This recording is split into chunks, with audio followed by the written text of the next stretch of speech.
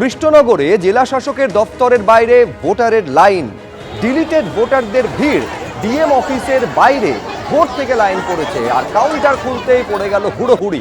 Police এসে পরিস্থিতি নিয়ন্ত্রণে আনে।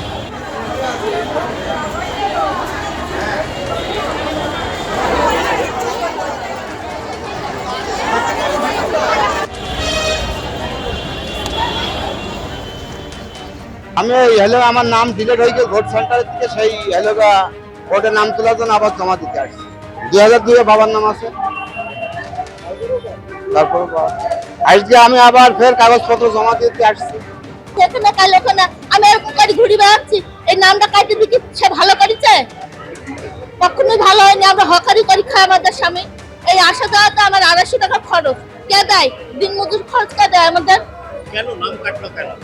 নাম কাটলো কেন এখন তারাই জানে, আমরা তো এইসব কিছু বলতে পারবো না। আমরা তো মুখ্য সূক্ষ্ম মানুষ, কিছুই বুঝিনি। হ্যাঁ, জমা দেওয়ার পরে এরকম মানুষের হয়রানি। 2002 সালে আমার নাম লক্ষণ ছিল, তারপরে কোর্টে রেভিডিউট করেছি, করার পরে আমি 2 নামে একই ব্যক্তি তার প্রমাণ দিয়েছি, তারপরে আমার নামটা কাটা গেছে এবং আমার মেয়ের নামটা আমার হোল্ডে আছে।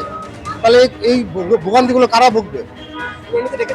হ্যাঁ, হিয়ারিং দিয়েছিলাম হরিপুরে, তারপর আমার নামটা কেটে দিয়েছে। এই একই ছবি বারাসতেও দেখা গিয়েছে, সেখানেও জেলা শাসকের দফতরের সামনে দীর্ঘ লাইন, চূড়ান্ত তালিকায় নাম বাদ গিয়েছে, ডিলিটেড দেখানো হয়েছে, আর সে কারণে লম্বা লাইন ভোটারদের। 2002-এর ভোটার লিস্টে নাম থাকা সত্ত্বেও বাদ গিয়েছে নাম, এমনটা অভিযোগ করছেন ভোটাররা। ঠিক যে ছবি কৃষ্ণনগরে দেখা গেছিল, একই ছবি দেখা যাচ্ছে বারাসতে, অর্থাৎ নদিয়া থেকে শুরু করে উত্তর 24 পরগনা জেলায় জেলায় লক্ষ্য করা যাচ্ছে চূড়ান্ত ভোটার তালিকায় যাদের নাম বাদ গিয়েছে তাদের লাইন।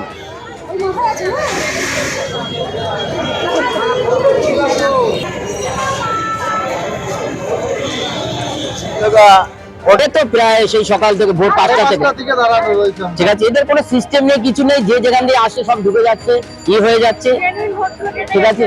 আর সব থেকে বড় কথা হচ্ছে যেভাবে জেনুইন ভোটগুলো কেটে গেছে, এটা কিন্তু অবাস্তব। আজকে ভাবুন, বাচ্চা ছোট ছোট দেখলাম, কেউ 3 বছর আছে, 1 বছর আছে, কেউ 3 মাস, ছোট ছোট বাচ্চাকে নিয়ে এখানে এসছে, তাদের অবস্থার কথা ভাবুন। আপনি কেন? আমি আমার ভোটটা কাটা গেছে তাই।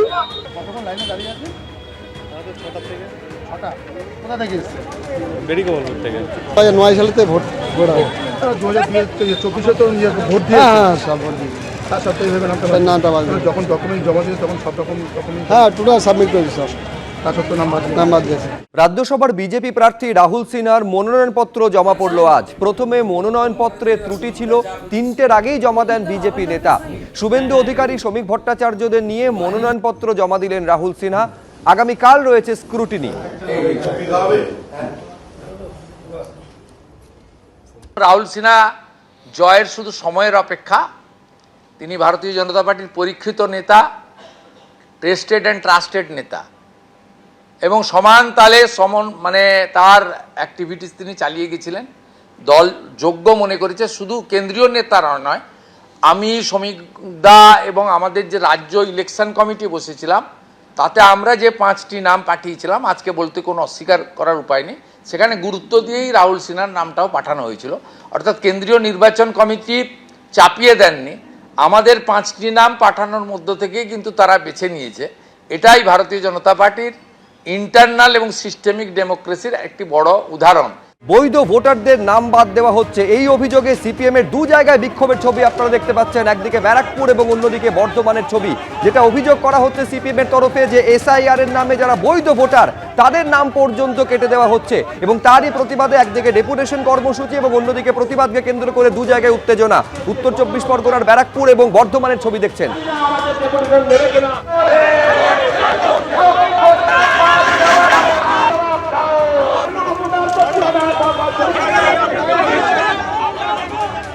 এবিপি আনন্দ, এগিয়ে থাকে, এগিয়ে রাখে।